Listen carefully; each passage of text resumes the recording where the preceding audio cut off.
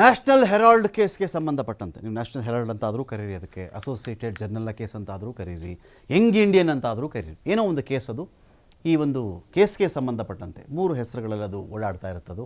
ಒಂದು ಪತ್ರಿಕೆ, ಅದಕ್ಕೊಂದು ಸಂಸ್ಥೆ ಇತ್ತು ಅಸೋಸಿಯೇಟ್ ಜರ್ನಲ್ ಅಂತ ಹೇಳಿ, ಅದು ಹೆರಾಲ್ಡ್ ನಡೆಸ್ತಾ ಇತ್ತು. ಅನಂತರದಲ್ಲಿ ಯಂಗ್ ಇಂಡಿಯನ್ ಅಂತ ಒಂದು ಸಂಸ್ಥೆಯನ್ನು ಮಾಡಿಕೊಂಡ್ರು. ಈ ಸಂಸ್ಥೆಯನ್ನು ಮಾಡಿಕೊಂಡಂತಹ ರಾಹುಲ್ ಗಾಂಧಿ ಮತ್ತು ಸೋನಿಯಾ ಗಾಂಧಿಯವರು ಇದರಲ್ಲಿ 2,000 ಕೋಟಿ ಬೆಲೆ ಬಾಳುವಂತಹ ಸ್ವತ್ತುಗಳನ್ನು 50 ಲಕ್ಷ ರೂಪಾಯಿ ಕನಿಷ್ಠಾತಿ ಕನಿಷ್ಠ ಬೆಲೆಗೆ ಅದನ್ನು ತಗೊಂಡ್ಬಿಟ್ಟಿದ್ದಾರೆ ಒಂದು ಆರೋಪ. ಇಲ್ಲ ಅದು 5,000 ಕೋಟಿ ಬಾಳ್ತಾ ಇತ್ತು, ಅದನ್ನು ಬರೀ 50 ಲಕ್ಷ ರೂಪಾಯಿಗೆ ಇವ್ರು ಮಾಡಿಸ್ಕೊಂಡಿದ್ದಾರೆ. ಇದರಲ್ಲಿ ರಾಹುಲ್ ಗಾಂಧಿ ಮತ್ತು ಸೋನಿಯಾ ಗಾಂಧಿಯವರದ್ದೇ ಸರಿಸುಮಾರಾಗಿ 76% ಅಷ್ಟು ಷೇರುಗಳಿವೆ.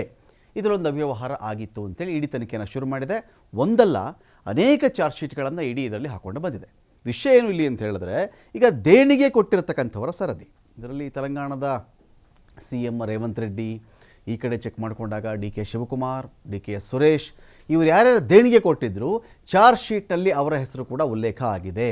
ಈ ದೇಣಿಗೆ ಕೊಟ್ಟಿರುವುದು ಕೂಡ PMLA ಆ್ಯಕ್ಟ್ನ ಅಡಿಯಲ್ಲೇ ಬರ್ತಾ ಇದೆ. ಇದು ಅಕ್ರಮ ಹಣ ವರ್ಗಾವಣೆ ಯಾಕಾಗಿರಬಾರ್ದು ಅಂತ ಒಂದು ಕ್ವಶನ್ ಇದೆ. ಅಟ್ ದ ಸೇಮ್ ಟೈಮ್ ಒಂದು ಸಂಸ್ಥೆ ಇದೆ, ಅದು ನಮ್ಮ ಪಕ್ಷದ ಒಂದು ಪೇಪರು ನಾವು ಜಾರಿ ಮಾಡಿದ್ವಿ, ಅದು ಶುರುವಾಗಿದೆ. ಆ ಪೇಪರು ಬಹಳ ವರ್ಷಗಳಿಂದ ಶುರುವಾಗಿದೆ, ಅದಕ್ಕೋಸ್ಕರ ದೇಣಿಗೆ ಕೊಟ್ಟಿದ್ದೀವಿ. ದೇಣಿಗೆ ಕೊಟ್ಟಿದ್ದು ಕೂಡ ಅಕ್ರಮ ಹಣ ವರ್ಗಾವಣೆ ಹೇಗಿರಿ ಬರುತ್ತೆ ಅಂತ ಹೇಳಿ ಸಾಕಷ್ಟು ಚರ್ಚೆ ನಡೀತಾ ಇದೆ. ಇದಕ್ಕೆ ಕಾನೂನಿನ ಅಡಿಯಲ್ಲಿ ಹೋದಾಗ ಪಕ್ಷಗಳ ನಡುವೆ ನಡೀತಾ ಇರ್ತಕ್ಕಂಥ ವಿದ್ಯಮಾನಗಳೇನು ನೋಡ್ತಾ ಬರೋಣ. ಅದಕ್ಕಿಂತ ಮುಂಚಿತವಾಗಿ ಇದೇ ದೇಣಿಗೆ ವಿಚಾರಕ್ಕೆ ಸಂಬಂಧಪಟ್ಟಂತೆ ಇವತ್ತು ಸಂಬಂಧಪಟ್ಟಂಥವರು ಏನೇನು ಮಾತಾಡಿದ್ದಾರೆ ನೋಡಿ.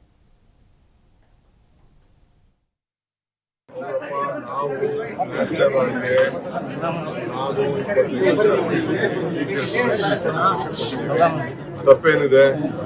ನಮ್ಮ ಪಾರ್ಟಿ ನಡೆಸುವಂತ ಪೇಪರ್ ಅಲ್ಲಿ ನಾವು ಕೊಟ್ಟಿದ್ದೀವಿ. ಏನ್ ತಪ್ಪೇನಿದೆ? 2.5 ಕೋಟಿ ರೂಪಾಯಿ ದೇಣಿಗೆ ಕೊಟ್ಟಿದ್ದಾರೆ. ಹೌದು, ನಮ್ಮ ಟ್ರಸ್ಟ್ ಇದ್ದರೂ ಕೊಟ್ಟಿದ್ದೀವಿ.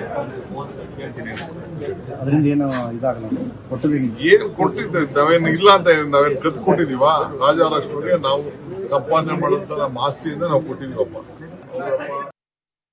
ಇಡಿ ಅಧಿಕಾರಿಗಳು ಯಂಗ್ ಇಂಡಿಯಾಗೆ ಸಂಬಂಧಪಟ್ಟಂತೆ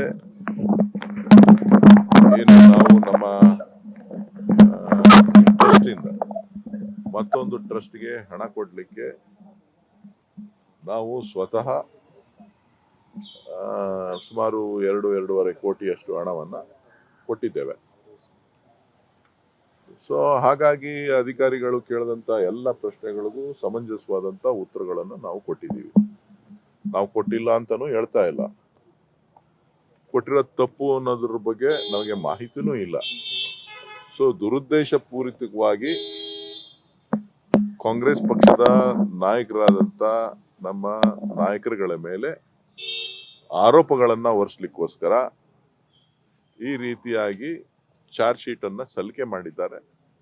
ಅದನ್ನು ನ್ಯಾಯಾಲಯದಲ್ಲಿ ಪ್ರಶ್ನೆ ಮಾಡ್ತಕ್ಕಂಥ ಕೆಲಸವನ್ನು ನಮ್ಮ ನಾಯಕರಾದಂಥ ಶ್ರೀಮತಿ ಸೋನಿಯಾ ಗಾಂಧಿ ಅವರು ಇರ್ಬೋದು, ನಾಯಕರಾದಂಥ ರಾಹುಲ್ ಗಾಂಧಿ ಅವರು ಇರ್ಬೋದು, ಖಂಡಿತ ಅದನ್ನು ನಾವು ನಮ್ಮ ಪಕ್ಷ ಪ್ರಶ್ನೆ ಮಾಡ್ತದೆ, ನಾಯಕರು ಕೂಡ ಪ್ರಶ್ನೆ ಮಾಡ್ತಾರೆ.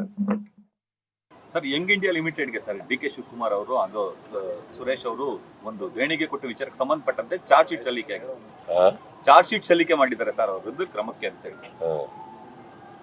ಯಾರು? ರೇವಂತ್ ರೆಡ್ಡಿ ಮತ್ತೆ 4 ವಿರುದ್ಧ ಸರ್, ಯಂಗ್ ಇಂಡಿಯಾ ಲಿಮಿಟೆಡ್ ಅದಕ್ಕೆ ದೇಣಿಗೆ ಕೊಟ್ಟರು ಅನ್ನೋ ಕಾರಣಕ್ಕೆ ಸರ್. ಈಗ ದೇಣಿಗೆ ಕೊಡೋದು ತಪ್ಪ?